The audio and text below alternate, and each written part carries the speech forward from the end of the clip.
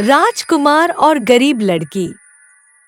Eldoria राज्य, जहाँ बड़े महल, हरे भरे खेत और नीली नदी बहती थी, वहाँ एक राजकुमार अलेक्जेंडर रहता था। वह बहादुर, समझदार और दयालु था और राज्य के लोग उसे बहुत पसंद करते थे।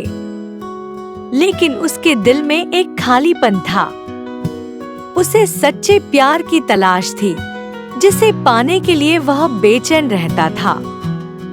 राज्य के बाहरी हिस्से में एक घने जंगल के किनारे एक छोटा गांव था, जहां एक गरीब लड़की इसाबेला रहती थी।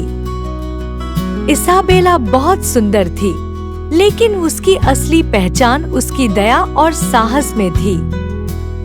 वह अपने परिवार के छोटे से खेत की देखभाल करती थी, अपनी बीमार माँ की सेवा करती थी और गांव के लोगों की मदद करती थी। इसाबेला के दिल में एक अनोखी चमक थी, जिसे देखने वाले समझ नहीं पाते थे, लेकिन उससे सभी लोग खिंचे चले आते थे।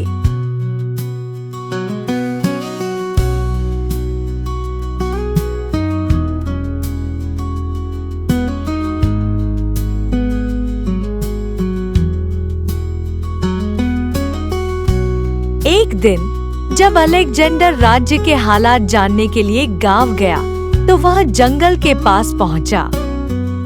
उसने अचानक एक अजीब सी आवाज सुनी, जैसे किसी रहस्यमयी संगीत का। यह आवाज उसे जंगल की गहराइयों से आती हुई प्रतीत हुई। अलेक्जेंडर, जो हमेशा नए और अनजाने रहस्यों की खोज में रहता था, उस संगीत की दिशा में चलने लगा। जंगल के बीचों बीच पहुंचने पर उसने देखा कि एक लड़की नदी के किनारे बैठी गा रही है। वह इसाबेला थी। उसकी आवाज में एक जादुई आकर्षण था, जो अलेक्जेंडर को मंत्रमुग्ध कर रहा था। लेकिन जैसे ही वह करीब गया, उसकी नजर नदी के पानी पर पड़ी, जो सामान्य पानी नहीं था। वह पानी चांदी की तरह चमक रहा था और उसमें कुछ रहस्यमय प्रतीक उभर रहे थे। अलेक्जेंडर ने उस दृश्य को देखता हुआ इसाबेला से पूछा, यह पानी इतना अजीब क्यों है? इसाबेला ने एक गहरी सांस लेते हुए कहा, यह कोई साधारण नदी नहीं है। यह नदी एक प्राचीन रहस्य को छुपाए हुए है, जिसे सिर्फ सही समय पर सही व्यक्ति ही देख सकता है। अलेक्जेंडर ने इसाबेला की आंखों में देखा, जो उसे किसी गहरे राज की तरह लगी। उसने पूछा, तुम कौन हो, इसाबेला? और यह नदी क्या राज छुपा रही है? इसाबेला ने धीरे धीरे बताया कि वह सिर्फ एक साधारण लड़की नहीं है, बल्कि वह एक प्राचीन पवित्र गाथा का हिस्सा है, जिसे इस राज्य के लोग भूल चुके हैं। यह नदी, जिसे मिस्टिक नदी कहा जाता है, एक पुरानी देवी शक्ति की रक्षा करती है।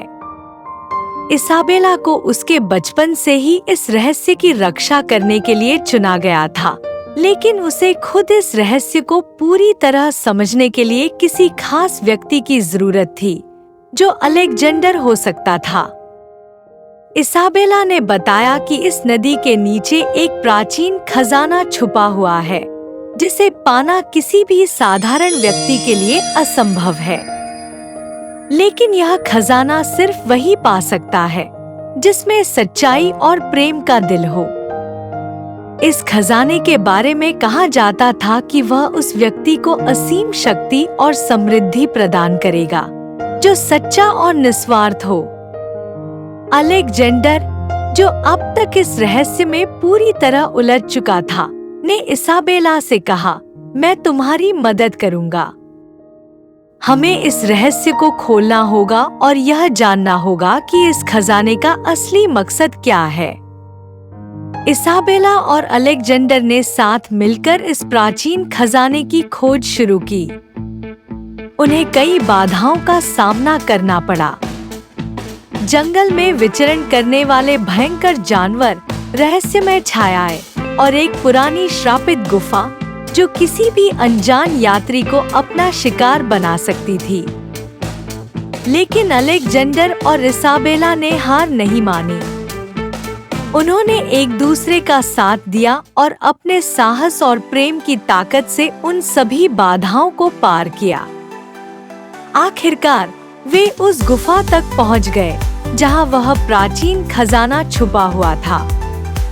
गुफा के भीतर उन्होंने एक अद्भुत प्रकाश देखा जो पूरी गुफा को रोशन कर रहा था।